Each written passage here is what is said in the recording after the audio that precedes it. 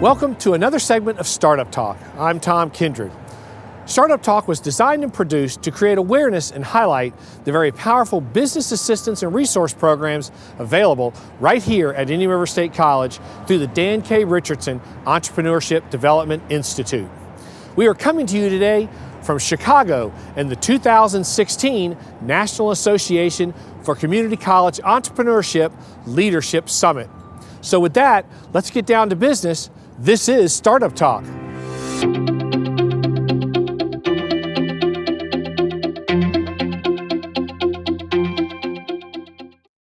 Welcome back to Startup Talk. Our first guest has been recognized countless times for exceptional leadership, vision, and has a record of accomplishments in the field of education. He is known for his intense commitment to community needs and building numerous collaborative partnerships to foster economic and workforce development. I'd like to welcome to Startup Talk, Dr. Ed Massey. Thank you, sir. Yes, sir. Glad to be here. And along with Dr. Massey, today on Startup Talk is serial entrepreneur, experienced CEO, worldwide motivational speaker, board advisor, film and movie producer, the founder of numerous startups, including Priceline.com, Mr. Jeff Hoffman. Thanks, Tom. Thank you, sir. I guess I want to first welcome you guys to Chicago and the 2016 National Association for Community College Entrepreneurship Entrepreneurial Leadership Summit. And I know you guys are playing a big role in today's event, so we do appreciate your time coming here and talking to us about entrepreneurship. So I want to start, Dr. Massey, with you. Give us a brief overview of the National Association for Community College Entrepreneurship. We call it NACCE. I believe you served 2 years as board chair for the organization. So just talk to us a little bit about the goals and missions for the organization. Thank you, Tom. It's an organization that is a national organization with about 300 members in colleges across the United States and soon possibly colleges from Canada. We work with presidents within these colleges to help to train them, how to provide services for them, to spread entrepreneurial thinking through their institutions. Our colleges throughout the country are faced with many challenges. We're faced with partnering with our high schools. We're faced with partnering with our local businesses. We're faced with completion numbers and performance plans. We're faced with so many initiatives right now that we know those initiatives will be solved where the rubber really meets a road, and we can provide the leadership, but we have to allow these people to actually be empowered. Jeff, we use that term over and over, but many times people do not act empowered when they know how to solve a problem in an institution, but they feel like they don't have the right to solve the problem in the institution. So if we can distribute this leadership, get more entrepreneurial thinking at every level in our institutions, we will become far more efficient, far more productive, and solve problems right on the spot without it taking a long, long time to get to the conclusion. And NACCE's really the national organization behind that drive to bring this entrepreneurial mindset into education. Yeah, it really is for community colleges across the nation in Florida, because now many of our colleges offer baccalaureate, we're called state colleges. But yes, it is a solution. It's the only organization I know of that really offers this kind of format, this kind of opportunity for presidents and others to come together and put some of these topics on the table and see how, learn best practices, but also learn how to resolve some of these issues. Oh, I'm glad to hear you use the words problem solving, because that's exactly the theme we're kicking off the conference with today. Okay. Entrepreneurship is about solving problems. Good. Great. Now, Dr. Massey, you obviously come from the educational institution background, and Jeff, your work is obviously clearly centered around entrepreneurship and private enterprise. So what I want to do, gentlemen, is maybe mix it up just a little bit here today. Jeff, what I want you to maybe talk about is education and the role it plays in that entrepreneurial ecosystem and the educational space. Okay, I love getting this question, because sometimes I even get, especially young entrepreneurs, that say, why do I need a formal education? Why can't I just go be an entrepreneur? Because they heard of that 1 in a million college dropout that was successful, not the other 999 who were successful because of their education. So Great point. I love answering that question because, you know, we just said entrepreneurship is about problem solving. Therefore, it wouldn't be a problem if you already knew the solution, which means you need to go figure something out, which means you need to learn how to learn. So sometimes when a student will say to me, well, the things they're teaching me at my community college, I'm not going to use that exact piece of knowledge to go in business or go to a startup. And we have to explain to them that education is the process of learning how to learn. It isn't the thing you worked on today, it's the process, right? It's analytical thinking, it's structured thinking and critical thinking, it's teamwork, it's learning how to do research and how to find sources.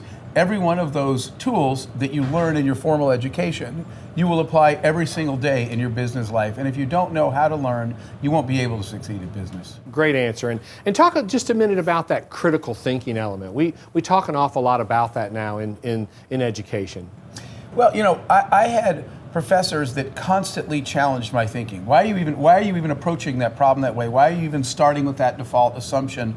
Why don't you back up and take a broader view? I said the other day, and I could hear the voice of one of my professors, when somebody was talking about thinking outside the box, I said, the real question is, why is there even a box there and who put it there, right?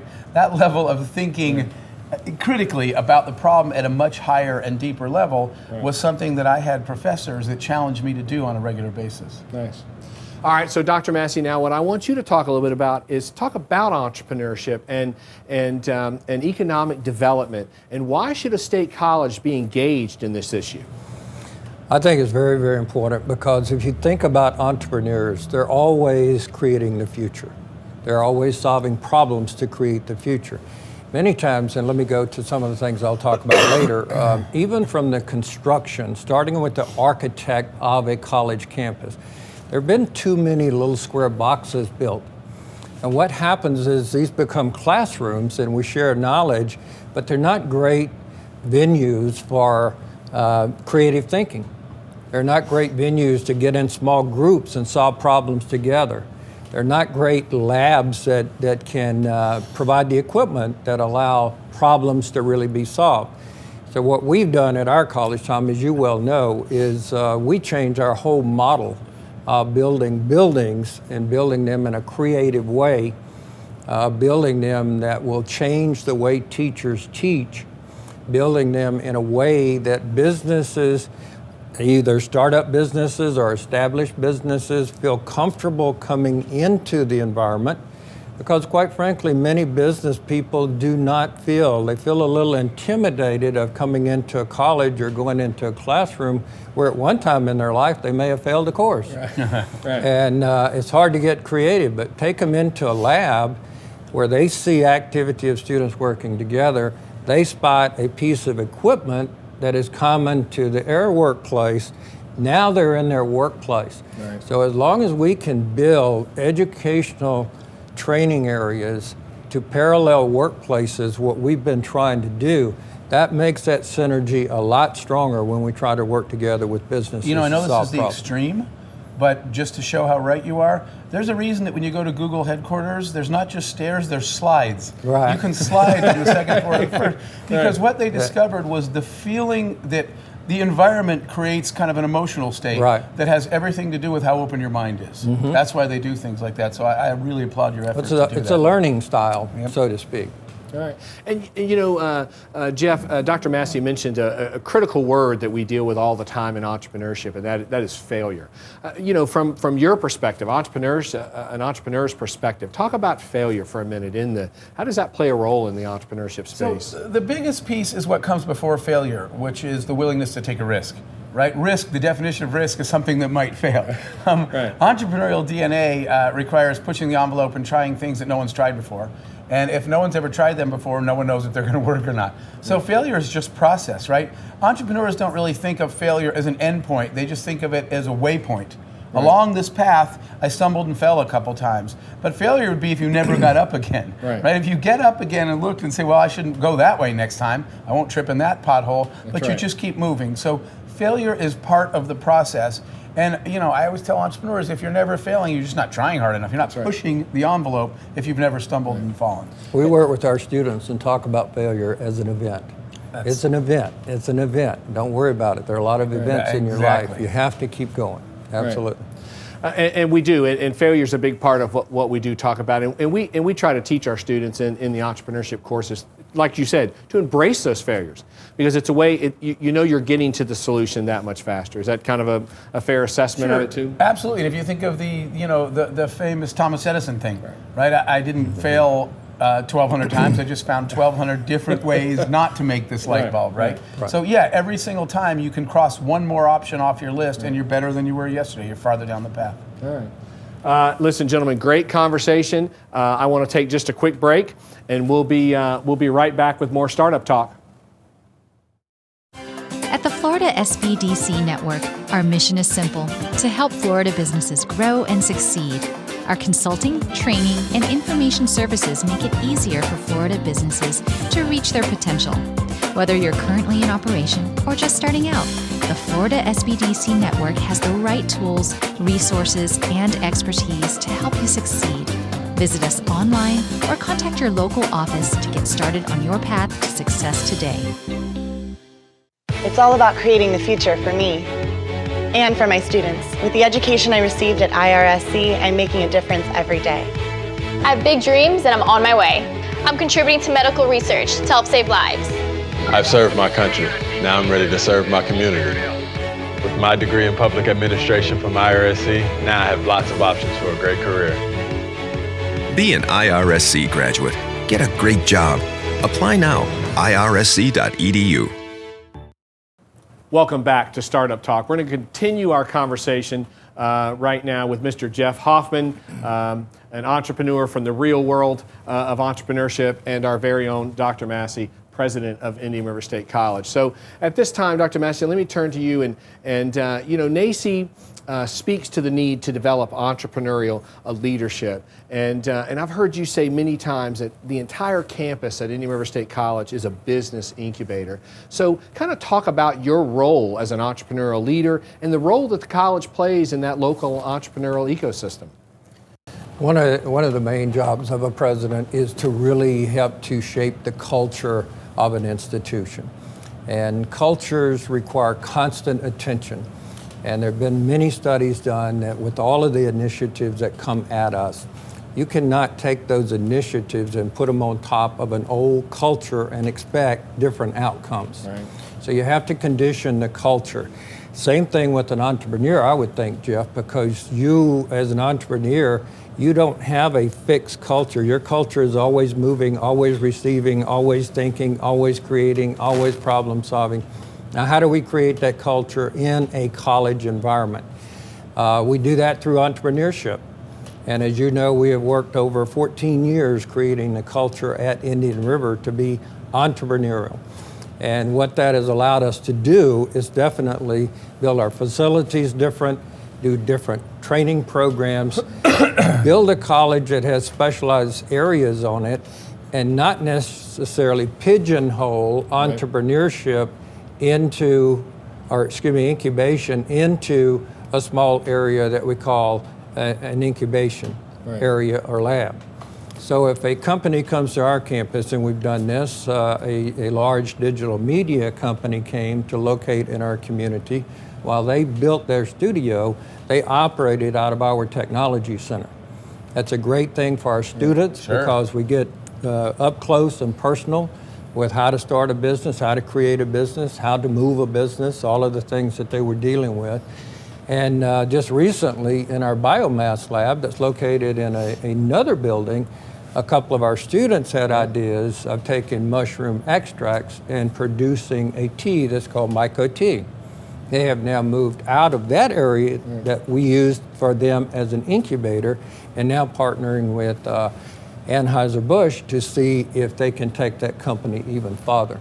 So I think your whole campus, if you pigeonhole it and just say, let's all go to the incubation center, then it may not be conducive to really being creative for that company, but if you have a lab and a specialty area built on your campus that they can really use, I think that brings it to fruition quicker. And Jeff, real quickly, just talk about your thoughts on business incubation and the support that these kind of facilities that Dr. Massey and the Board of Trustees have built at Indian River State College. What does that mean to an entrepreneur? Dr. Massey hit on a really, really important example, which was having that digital media company on campus and having students get access, what we've learned is experiential learning is key, right? I can learn a lot in a classroom, but what really prepares a student for the future is experiential learning. Right. Give me an opportunity to go visit a real company, spend some time there, get an internship, watch how they operate. So that relationship, and including the physical relationship of moving students back and forth, having the business people on campus, having the students over at the company. We're going to talk today later about something we're building called the Excel Center, which is all about experiential learning. That's a really important piece. So that's a great example of what you did with the Digital Media Studio. Right. And Dr. Massey, obviously, IRSC has been very aggressive, and you've been very supportive of internship programs like Jeff talked about.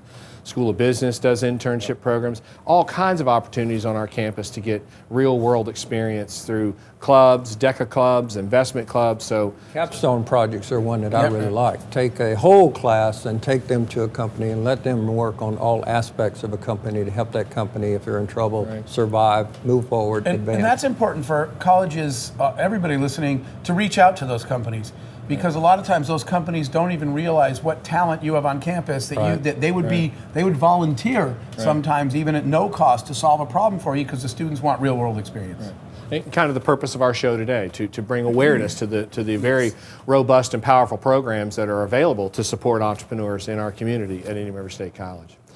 Jeff, speaking of business, what are some of those top lessons you've learned out there in private enterprise that you could apply to your work in higher education?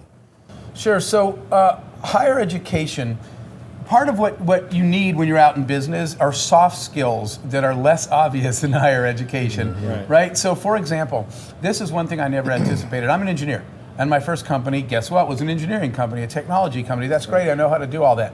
There are obvious things. Clearly, I'm not a finance guy, so I'm gonna have to find someone to handle finance when I'm doing a startup. But that's a degree and a major on campus, they know. It's the soft skills. The first thing you do if your company starts to work is you have to hire somebody. You have no training whatsoever in hiring people. Then guess what? You have to manage people, right? And you typically have little training in public speaking. How do I stand up before my own employees and explain my idea? How do I go out in the market and pitch it to customers or media? Public speaking skills.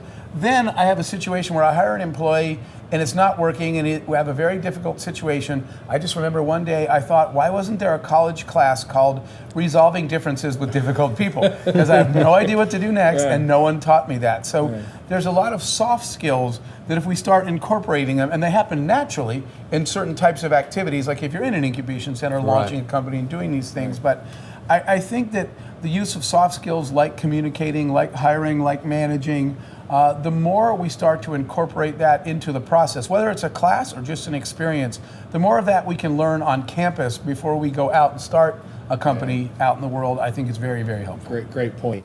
And you may have already really answered this question, but what is the best way, in your opinion, now to teach the entrepreneurship? And you talked about getting the real world experience. But So actually, though, I think it's both. People always ask me, the question I get all the time all over the world is, are entrepreneurs born or made? Right? The obvious question. The answer is both. Right? The born part is that risk aversion, right? Entrepreneurs' DNA has to be people that take chances that they don't know. You have to be someone that's not afraid of not knowing, right? And that is willing to take risks. So there's a DNA part.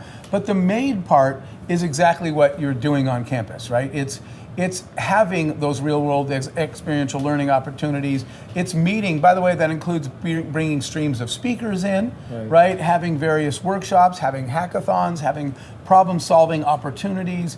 It's supplementing it with those real-world experiences. So by the time I leave campus, I've been out in the real world, I've met businesses, I've looked at real problems, but it's supplemented with education, because I do need a professor that says, do you have any idea how to even look, for example, at a balance sheet? I'm not going to be the accountant, but it's not good if I have no idea what a balance sheet is. So I think it's a mix of your formal education and your experiential learning opportunities. That's what makes a well-rounded student who goes out in the world and is successful in business. And Jeff, somewhere in there, just that drive and determination to be successful. Not necessarily at what you're going down the road to do today, but to be successful in the long run and never ever give up. We see so many students today that don't seem to have that long enduring determination to go forward and make this happen. And that's one of the things we're trying to teach faculty and teach our students through the entrepreneurship programs. You know, absolutely agree, and I always try to enforce that about being goal-driven, that the best entrepreneurs, when an entrepreneur thinks, I'm just doing this to get rich and make some money, those people quit when they don't make money. The ones that are driven for some purpose they're trying to achieve in life, those people have that passion. Yeah, absolutely. It's somewhat of a perseverance type concept. They've got to be able to stick with their plan and work the plan. And again, going back to our original point, be willing to experience a little failure along the way. Absolutely. So speaking again to those points too, Dr. Massey, you're going to give a presentation at the summit that you kind of have an acronym for. It's called the ACT method. And it really kind of talks and speaks to what Jeff has said about building that environment where these entrepreneurs can get that real world plus the classroom experience. So just quickly take us through what is a very unique presentation. Well, first of all, I started talking on this show about many of the problems that we in community colleges are being expected and called on to solve for the nation. So Entrepreneurs Act. So we worked out an acronym, ACT. Doing that on a college campus, the first act has to do with architecture, which is the A. We have to build those facilities that are really energizing, that provide for the creative labs, that change our way of teaching and change our way of thinking. Second of all, we have to have community building taking place. Too often our colleges are reactive. And what I mean by that is the companies in a community we will reach out to and actually train their people, usually train their people up, and we'll continue to do that. But we have to be proactive in building communities. So when you build facilities, you have to sometimes build ahead of your community a little bit. So you have to go into areas of nanotechnology, laser technology, areas like that to actually be a magnet to pull those companies in to diversify your economy. And third, I think you have to be very careful. The T part of it is targeted occupations, and based on the economic development of the state and your local area, select those sectors that have the most synergy within your community and the most financial support from grants, from private fundraising, and also from government to make those sectors happen for you. Yeah, it's an excellent program, and we really do. I mean, you're employing that and deploying that program every day at Indian River State College. So as we kind of bring this to a close, I hate to bring it to a close. This has been great. I guess, Jeff, we'll end with you. NACCE's dedicated to entrepreneurship. We've got a great entrepreneurial president at Indian River State College, so we get it, as I always tell people. Just end us on best advice for folks out there that have an idea for a new product or service or business. I'll come back to what we started with, Dr. Massey's first words. It's all about problem solving.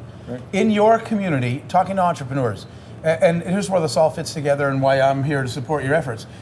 In your community, in every community, there are problems that still need to be solved. Entrepreneurs are the people that go out there and say, I think I can fix that. But what they need wrapped around them is an ecosystem. So that starts with you, right? The ecosystem is the educational institution, it is the community college, but then it's the local businesses. It might even be local government if that's needed. It might be local philanthropists or investors or things like that. It's an ecosystem you wrap around an entrepreneur, but the goal is, our job, all of us, is to help that entrepreneur solve some real problem in the world. Yep. Absolutely. Gentlemen, again, I really appreciate you taking time out of your day. I know you guys are playing a big role in this summit today, and we appreciate the time. And Jeff, I want to thank you for taking your success and giving back to the community and giving back to the entrepreneur community. And Dr. Massey, thank you again for all that you've done for our community and providing the kind of educational and entrepreneurial leadership that we so greatly need in our region. So again, thank you, gentlemen. And with that, stay tuned. We'll be right back with more Startup Talk. Looking to grow your existing business? The Florida SBDC Network can help. The Florida SBDC's no-cost growth acceleration services provide in-depth consulting to assess your financials, optimize performance, uncover new opportunities, and accelerate business growth. Ready to grow? Visit us online or contact your local office to get started on your path to success today. It's all about creating the future for me and for my students. With the education I received at IRSC, I'm making a difference every day. I have big dreams and I'm on my way. I'm contributing to medical research to help save lives. I've served my country. Now I'm ready to serve my community. With my degree in public administration from IRSC, now I have lots of options for a great career. Be an IRSC graduate. Get a great job. Apply now. IRSC.edu. Thanks for joining us for another segment of Startup Talk. Remember, all the business assistance and resource programs discussed on today's segment are available right here at Indian River State College through the Dan K. Richardson Entrepreneurship Development Institute. For more information on the EDI and a complete listing of upcoming business training events and activities, visit irscbiz.com. That's irscbiz.com. From Chicago and the National Association for Community College Entrepreneurship and their 2016 Entrepreneurial Leadership Summit, I'm Tom Kindred. We'll see you next time on Startup Talk.